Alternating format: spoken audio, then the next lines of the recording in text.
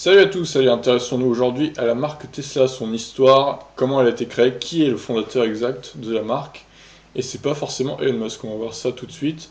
L'article est présent sur guideautoweb.com, c'est un site canadien, donc s'il y a des mots un peu différents de notre français à nous, ne vous étonnez pas, c'est des Canadiens. Ils ont un petit français un peu différent du nôtre, même si c'est un très bon français, il n'y a pas de souci. Allez, c'est parti. L'histoire de Tesla est à la fois simple et complexe. Simple car elle crée uniquement des voitures électriques. Complexe car son président Elon Musk l'est beaucoup.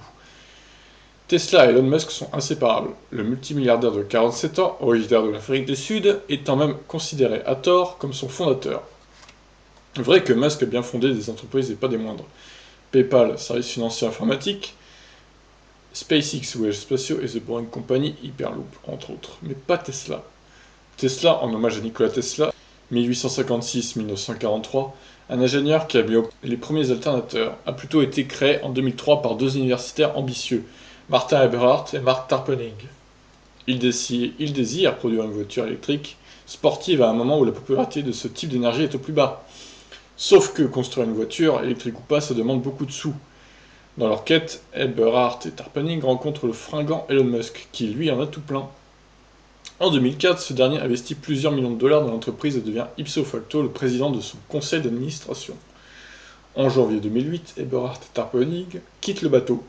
D'aucuns prédisent la fin imminente de Tesla. Alors ça, la photo, c'est Elon Musk du coup, vous l'avez sûrement reconnu.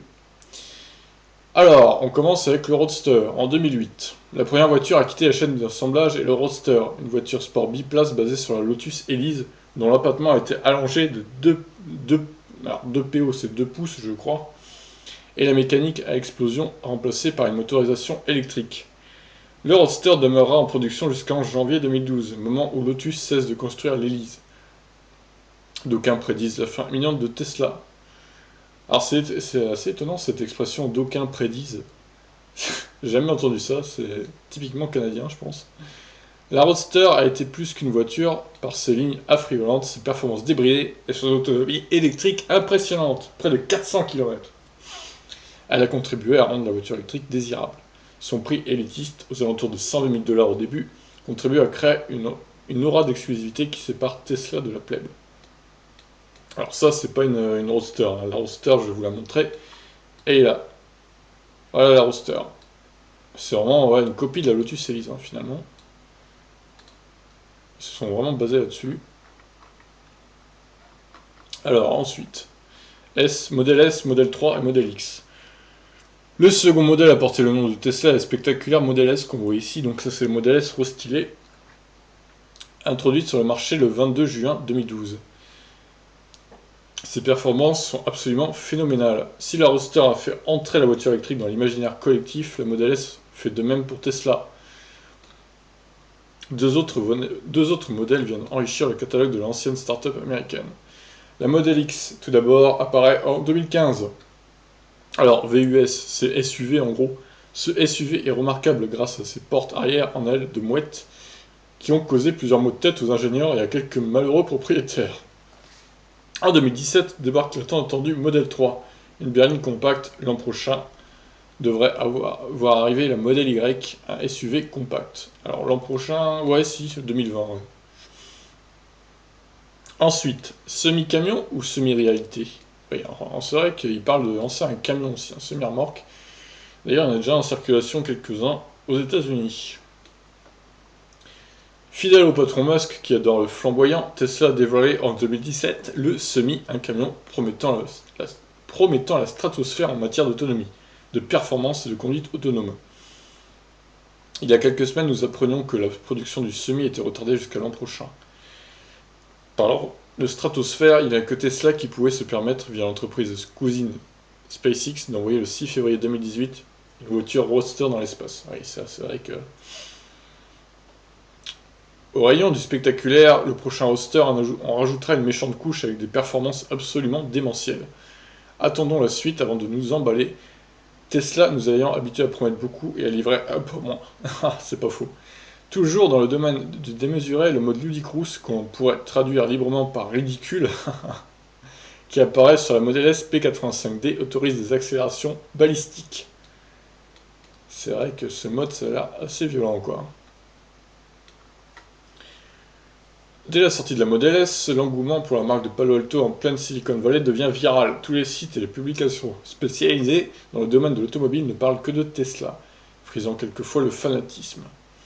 Pas mal pour une marque qui ignore royalement la presse automobile, qui ne possède pas de concessionnaire et qui évite soigneusement les salons automobiles. C'est vrai que les salons auto, ils sont quasiment jamais dessus. Hein. Quelques nuages. La demande pour la Model S est telle que les délais de livraison s'allongent indûment. De graves problèmes de production et d'approvisionnement n'aident en rien à la situation, tout comme les problèmes de fiabilité récurrents. D'aucuns prédisent la fin imminente de Tesla. Cette phrase qui revient tout le temps dans cet article. L'histoire se répète pour la populaire Model 3. Encore une fois, de nombreux retards de production viennent freiner les ventes. En plus, le prix demandé est largement supérieur à celui qui était anticipé. Malgré les embûches, la Model 3 est aujourd'hui produite à plus de 20 000 unités par mois. Alors ça, c'est les superchargeurs du coup.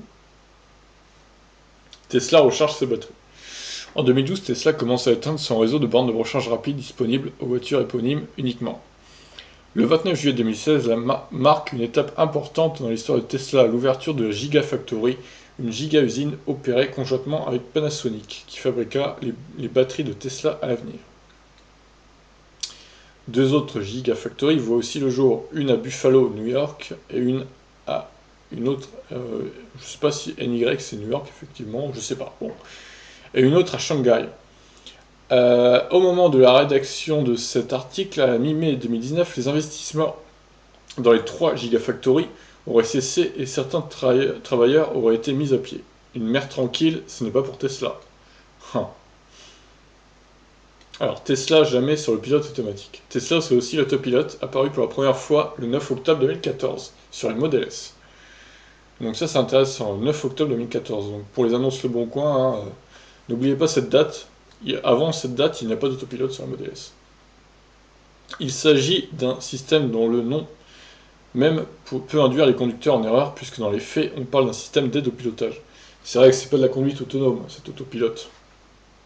Toutefois, les rares accidents qui ont été causés par l'autopilote l'ont été alors que le conducteur n'a pas respecté les consignes de la marque. Malgré la mauvaise publicité causée par ces incidents et l'acharnement de certains médias, il est indéniable que ce système demeure l'un des plus évolués sur le marché. C'est vrai. Et soyons francs, il a assurément contribué à sauver plus de tôles et surtout plus de vies qu'un être humain. Alors, ensuite, un tweet de trop. Tesla n'aurait sans doute pas été aussi médiatisé sans Elon Musk, son président qui semble courir après les caméras comme si sa vie en dépendait. Il a une belle gueule, il s'exprime bien, il est hyper riche et il a des idées toutes plus grandioses les unes que les autres. Bref, Musk devient rapidement le visage de Tesla, pour le meilleur et pour le pire. Avec, ou plutôt à cause de, sa prodigieuse énergie, quelquefois mal gérée, Musk, grand adepte des médias sociaux, s'est à l'occasion mis le pied dans la bouche. Cette expression, putain. Le 7 août 2018, par exemple, il publie un tweet stipulant qu'il songeait à retirer Tesla de la bourse et à trouver une source de financement officielle. N'étant pas doué pour la finance, je laisse au soin professionnel de commenter la situation. Quoi qu'il en soit, Musk a fait une grave erreur. Le SEC déclenche aussitôt une enquête. Depuis ce temps, les relations entre Musk et la SEC sont loin d'être au beau fixe, ce qui est rarement une bonne nouvelle pour un industriel. D'aucuns prédisent la fin imminente de Tesla. Quand tout est amplifié, on termine cet article donc. Tesla est indissociable de Musk, de la Gigafactory, de l'autopilote, du mode Ludicrous, des annonces pharaoniques, des retards de production dantesques et des actions boursières au comportement bipolaire. D'un autre côté, Tesla, comme la Tucker Corporation, il a plus de 70 ans, secoue constamment l'industrie automobile, l'obligeant souvent à réajuster le tir. Tesla est devenu une cible et Elon Musk doit jouir juste à y penser. Alors je sais pas s'il jouit juste à y penser, mais il faudrait qu'il fasse attention quand même, Elon, parce que il prend beaucoup de risques hein, avec Tesla. Il faudrait pas que ça explose en vol, quoi. On va un peu regarder les photos qu'ils ont mis sur le site. Donc ça, c'est les premières Model S, hein, du coup. Sortie en 2012. Et la modèle Y, ça, je crois. Ou modèle 3, je sais pas. Ça, c'est la modèle X. Ça, c'est la modèle 3, c'est sûr. le camion, l'écran de la Model 3, l'écran de la Model S. Ça, c'est l'intérieur de la Roadster, du coup. La première Roadster, sortie en 2008, qui était quand même une belle voiture. Beau toit panoramique pour la Model 3. Ça, c'est le Model X, il me semble.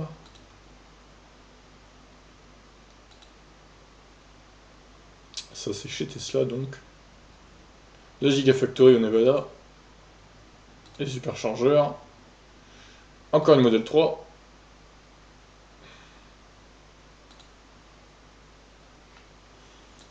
Chez quelqu'un d'assez riche, du coup, avec une belle maison et une Model 3.